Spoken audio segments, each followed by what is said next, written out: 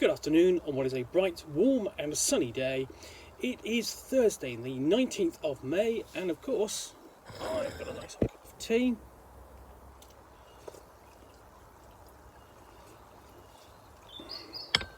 And parcel to unbox, so let's get to it.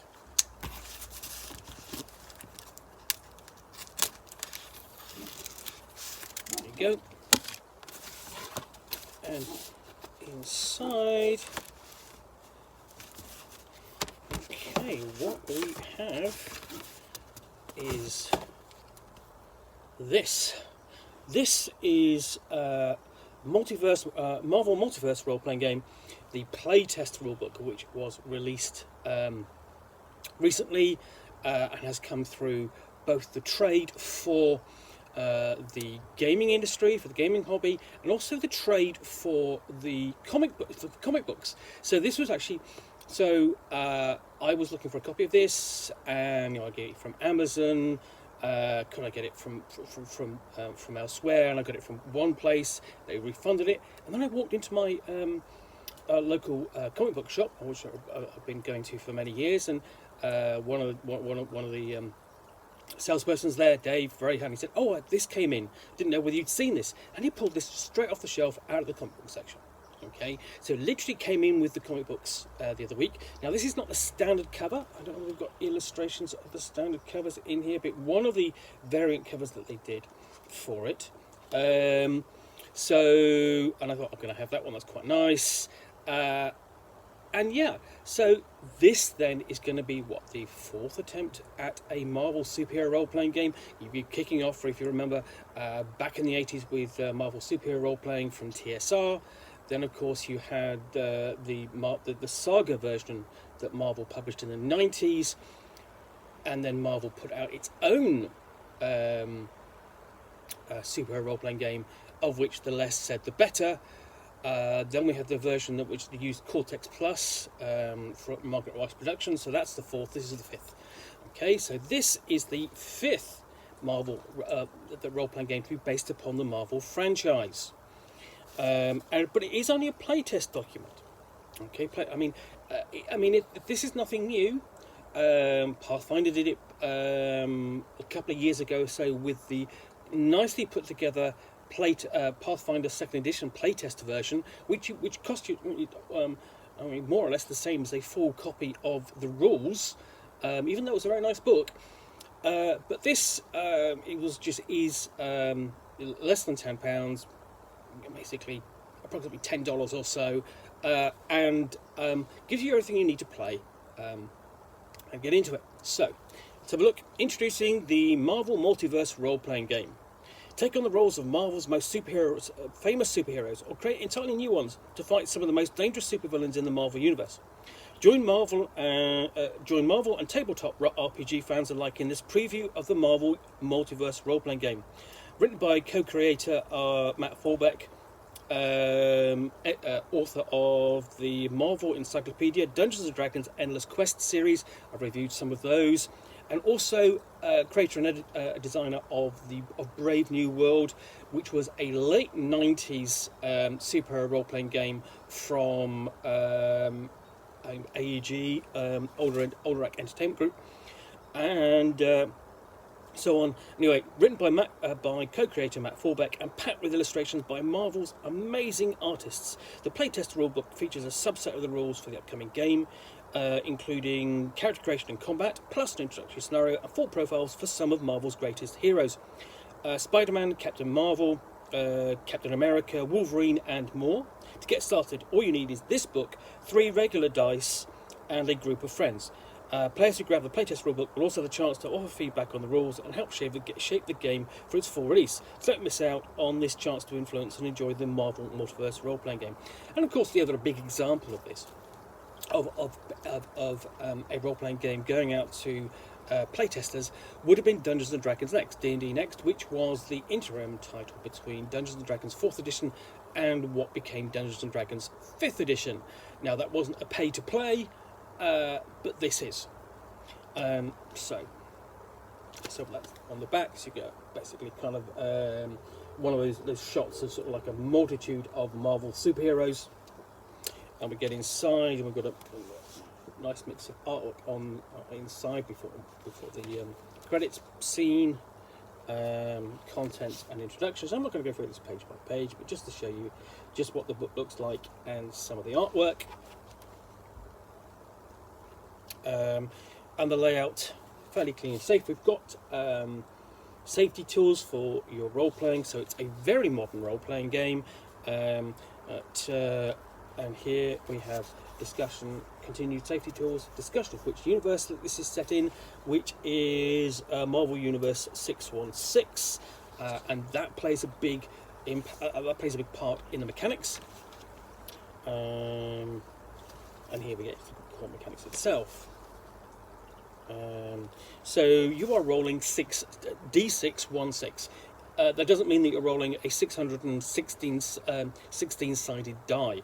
You're rolling 3 6-sided dice, and if you add up all the totals, if you get a 1 on the Marvel die being the sort of like the die that's separate, it's a different colour, and the other totals all add up essentially to a success, that's a fantastic roll. A botched roll is if you roll 1 on all 3 dice. And so simple enough, simple and quick. And then we've got a list of target numbers. Where are they? Ranging between 8 and 40, depending on the difficulty. There's the challenging table by rank. And then you can see how it's using that 616 die mechanic in explain the rules and give examples of play. Before we get into a sample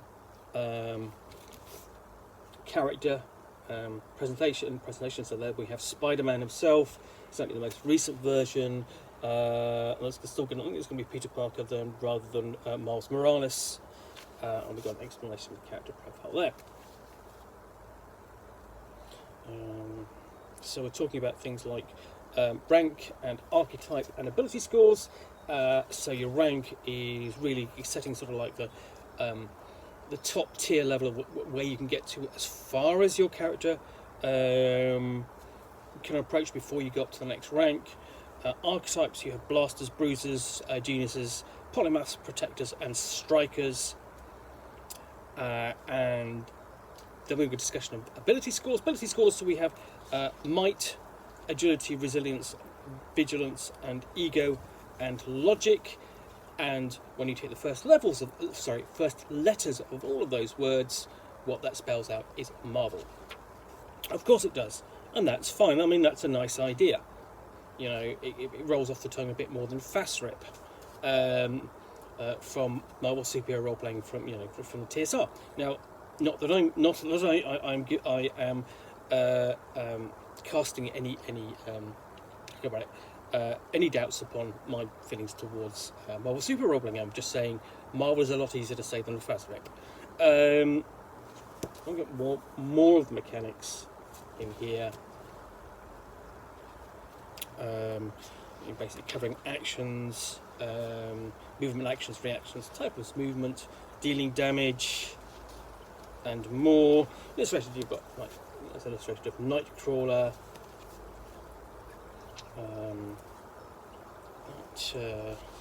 and more. That's what we got.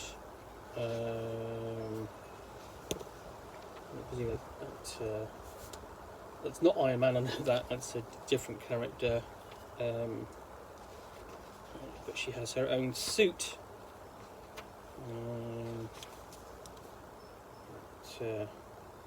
Again, it's making good use of the Marvel artwork. It's going to be Carol Danvers, of course, Captain Marvel. And then we're talking about archetypes, so it's really using them in comparing them to basically characters from the Marvel Universe. So obviously we have Cyclops for the blaster. I think that's Rhino for the bruiser, the genius. I'm not quite sure who that is actually. That could be that's Shuri. That's Shuri from Black Panther. Right, and actually that could be Juggernaut. No, not Juggernaut. I could be entirely wrong. Anyway, Polymath. We've got Captain Marvel, Protector, Invisible Girl, or Invisible Woman, and then Striker. It's Daredevil there. So lots of different types of characters you can have with that, and then we're discussing things like backstories and origins and how the characters get created and how they, essentially what's going on. We've got Baby Groot there.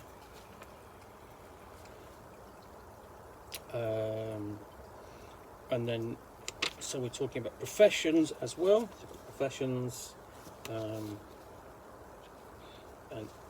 traits, like audience or berserker, or clueless, fearless. So there's quite a lot explained in here, all to make this quite playable. So you could have a character who's you might have a headquarters, have a god heritage, be a legal eagle, and you can or signature attack, secret identity, of course. All traits which you can apply to a character, and kind of not just create your own, but model them on the Marvel Universe. And then we get into powers. So battlesuit, blades, energy control, weather control, and so on. Spider power, shield bearer. There aren't those are power sets. And then we've got the powers list, because they're kind of formulated. You've got like a bit of a almost these charts where your abilities sort of like branch out, and you choose which one to go down as you develop. So that's the martial arts one. That's the plasticity one, and so on. Tactical mastery and weather control. So you really only have a few sort of like power sets in the book, but we have power descriptions following that. So lots of those.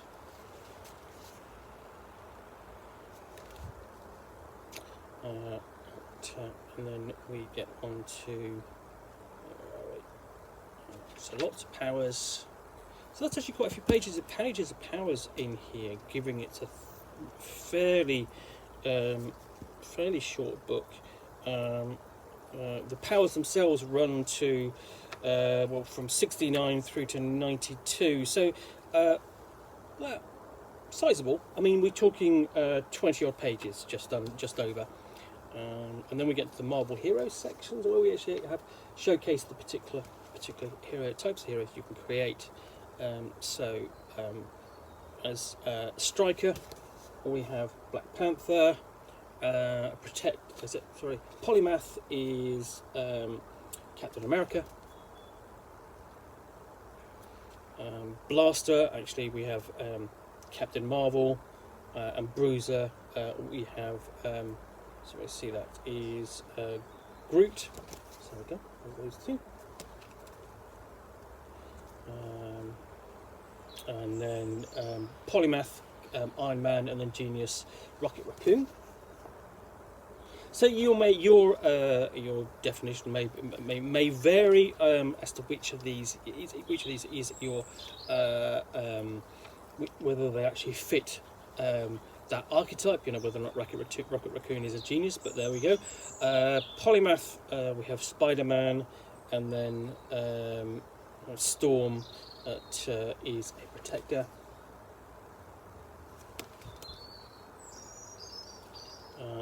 Polymath as Thor, and Striker as Wolverine. Then we get into the job of the narration. Now, I have to be I'm slightly disappointed by the selection there. There's a good range of heroes, some very, from a typical range of from across the Marvel Universe, and the types of stories you might encounter. I would have loved to have seen someone like Captain America. Sorry, not Captain America. Miss Marvel in there, actually. But anyway, that's just my choice. We get on to the narrator and her task. That only runs sort of 3 pages, but then we have this short adventure, Enter Hydra, an adventure, and really this is the heroes go to a potential Hydra base, discover it's Hydra base, and beat everyone up. It's more of an extended combat counter than than what you would call a full scenario or an adventure. It's barely it would barely make up anything in the way of an actual storyline, because there's not much else to it, and well, you've only got one foe in it, which is the blasters of the Hydra agents. But interesting, what I do like in here is that what they do is they don't actually. So it's a little bit disappointing you only have the Hydra agents in there. Okay, fine, fair enough. But what the narrator can do is add in Hydra heroes. So it actually lists the Hydra heroes that you could have in there, and then it just refers to the archetypes earlier in the book. And the players won't know that you are fighting. For example, okay, if you're fighting Cougar, the Hydra hero, well, you've just used the stats for Black Panther, and the player characters and the players, it's just the characters, are none the wiser. I mean, that's a nice touch, actually. It does save space, but upon first glance, going, where are the enemy? Anyway, so then we've got a glossary and index, also very nicely useful. That's a nice double up. We have the character sheet there at the end. So, yeah, overall, oh yeah, there's Miss Marvel. Pity she's not in the book, but nevertheless, I think overall, a solid introduction. I would mostly grumble about the lack of sort of like a full adventure, because essentially you're not going to get much out of this. You're going to get a single session, if that, out of really playing that adventure. You would like something a bit deeper, but again, that sort of thing is easy to come up with or write or track down. For example, if you've got any other Marvel superhero content or even some role-playing content, and you could adapt it to use these rules, I would imagine, without any difficulty. Anyway, so that is Marvel Multiverse Role-Playing Game Playtest Rulebook. Okay, available now.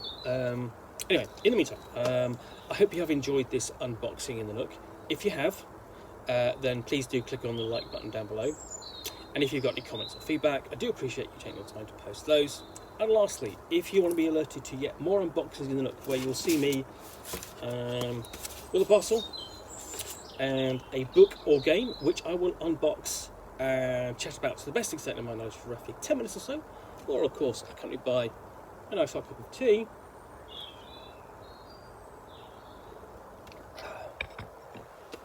then please do hit that subscribe button down below.